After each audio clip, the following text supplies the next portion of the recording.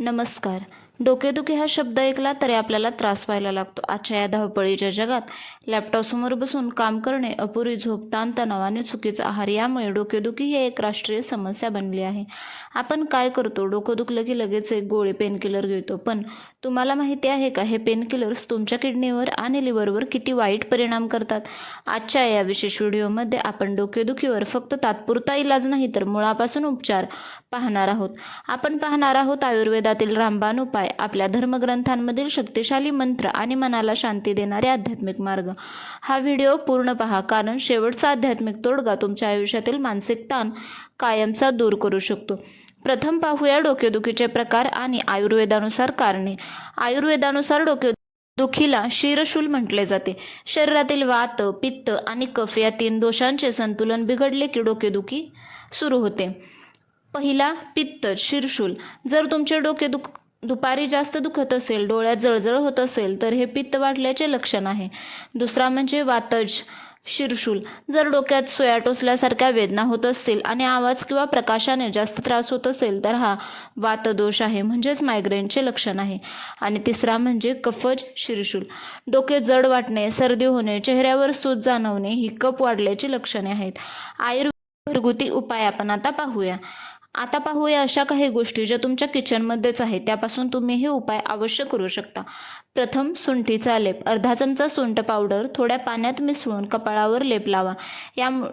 यामुळे सायनसमुळे होणारे डोकेदुखी मिनिटात थांबते. दुसरं म्हणजे गाईचे तूप. झोपण्यापूर्वी कोमट शुद्ध देशी गाईच्या तुपाचे 2-2 थेंब नाकात टाका.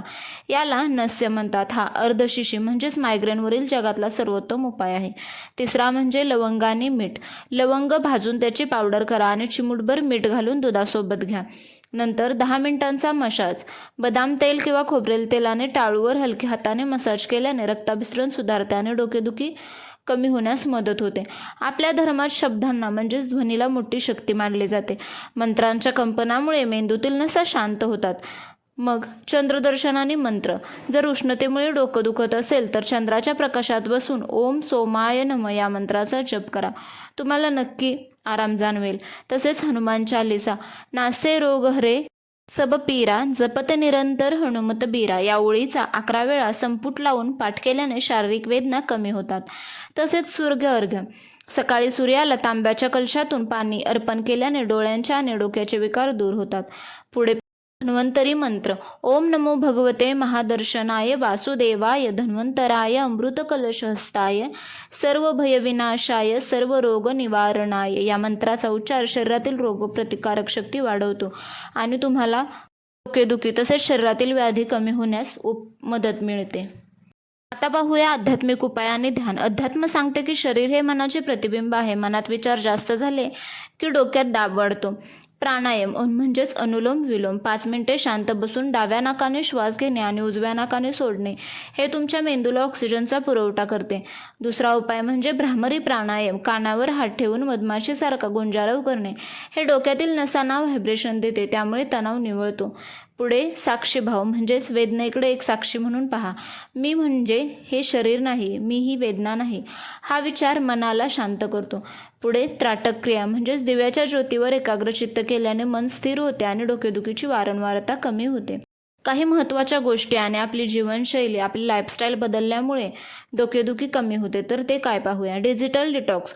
झोपण्यापूर्वी 1 तास मोबाईल बंद ठेवा. तसेच पाण्याचे प्रमाण. दिवसातून किमान 3 ते 4 लिटर पाणी घ्या. निर्जलीकरण म्हणजेच डिहायड्रेशन हे डोकेदुखीचे मुख्य कारण आहे.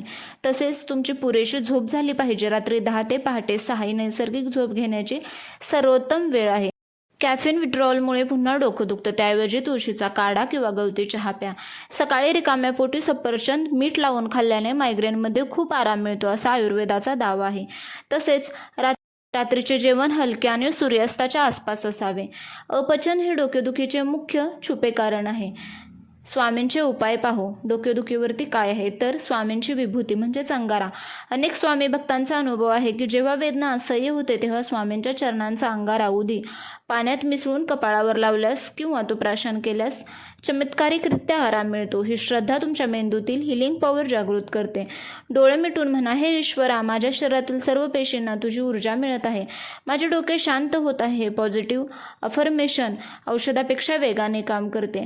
आहार विहारातील गोल्डन रूल्स म्हणजे मिठाचा वापर कमी करा. जास्त मीठ खाल्ल्याने शरीरात पाणी साठून राहते. वॉटर रिटेन्शन, ज्यामुळे मेंदूच्या नसांवर दाब येतो.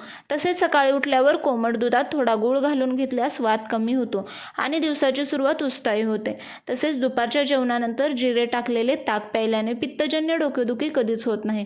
तर मित्रांनो, आज आपण डोकेदुखी या समस्येकडे केवळ एक शारीरिक आजार म्हणून न पाहता आयुर्वेद, धर्म आणि अध्यात्माच्या नजरेतून पाहिले. आपण पाहिले की केवळ एक गोळी खाणे हा इलाज नसून आपल्या जीवनशैलीत बदल करणे, निसर्गाशी जोडले जाणे आणि ईश्वरी शक्तीवर विश्वास ठेवणे हाच कायमस्वरूपी मार्ग आहे. आपले शरीर हे एक मंदिर आहे. जर आपण या मंदिरात चुकीचा आहार, नकारात्मक विचार आणि अति ताण भरला तर तिथे वेदना होणारच. पण जर तुम्ही रोज सकाळी 5 मिनिटे स्वामींचे नामस्मरण केले, प्राणायाम केला आणि आपल्या पूर्वजांनी सांगितलेले छोटे छोटे आयुर्वेदिक उपाय पाळले तर डोकेदुखीच काय, कोणताही आजार तुमच्या जवळ येणार नाही. आज सांगितलेल्या उपायांपैकी तुम्ही कोणता उपाय उद्यापासून सुरू करणार आहात कमेंटमध्ये नक्की सांगा. शेवटी स्वामींच्या चरणी एवढीच प्रार्थना करा की सर्वांना सुख लाभो आणि सर्वजण रोगमुक्त राहोत. न विसरता म्हणा, भिवू नकोस, मी तुझ्या पाठीशी आहे. तर मित्रांनो, पुढच्या वेळी डोकं दुखलं तर लगेच गोळी घेण्याऐवजी आधी पाणी घ्या, शांत बसा आणि यातील एखादा आयुर्वेदिक किंवा आध्यात्मिक उपाय करून पहा. तुम्हाला हा व्हिडिओ कसा वाटला? तुमच्याकडे काही घरगुती उपाय असल्यास कमेंटमध्ये नक्की सांगा. आरोग्याशी संबंधित अशाच सखोल माहितीसाठी चॅनलला सबस्क्राईब करा आणि शेअर करायला विसरू नका, लाईकही करायला विसरू नका. स्वस्थ रहा, आनंदी रहा. श्री स्वामी समर्थ.